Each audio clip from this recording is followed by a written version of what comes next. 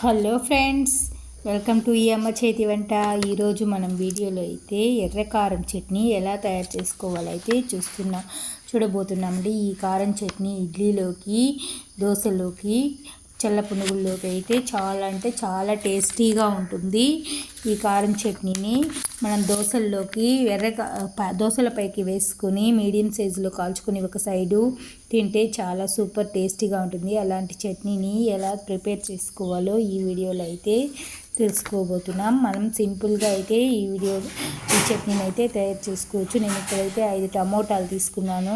చట్నీ కోసం మనం కారం ఎక్కువగా తినేట్టుగా ఉంటే ఎక్కువగా, తక్కువ మీడియం సైజులో తినేట్టుగా ఉంటే నేనైతే పండు మిర్చి కారం జాస్తిగా ఉంటుంది కాబట్టి ఒక 7 పండు మిరపకాయలు అయితే తీసుకున్నాను. ఒక మిక్సీ జార్లో తీసుకొని టమాటాలు చిన్న ముక్కలుగా తీసుకొని పండు మిరపకాయలు వాష్ చేసి అయితే వేసుకొని, ఒక పెద్ద ఆనియన్ అయితే వేసుకొని, వెల్లిపాయ గడ్డలు అయితే ఒకటి వేసుకొని, తగినంత సాల్ట్ అయితే వేసుకొని మిక్సీ అయితే పట్టుకోవాలి.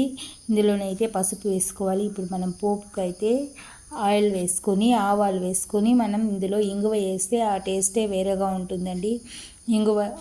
ఆవాలు చిటపటన తర్వాత ఇంగువ వేసి ఈ చట్నీని తిరగబాత చేసుకోవాలి. ఇలా తిరగబాత చేసుకుంటే మనం చట్నీ అయితే గట్టిగా ఉంటుంది, కానీ మిక్సీ కడిగిన నీళ్ళు అయితే కొంచెం వేసుకుంటే చట్నీ కొంచెం నీళ్ళుగా ఉంటుంది, టేస్టీగా అయితే కూడా ఉంటుంది.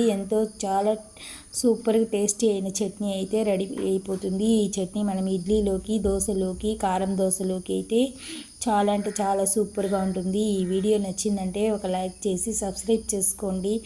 మీ ఫ్రెండ్స్ రిలేటివ్స్కి షేర్ చేయండి. మరిన్ని మంచి వీడియో కోసం మన ఛానల్ని సబ్స్క్రైబ్ చేయండి. Thank you for watching.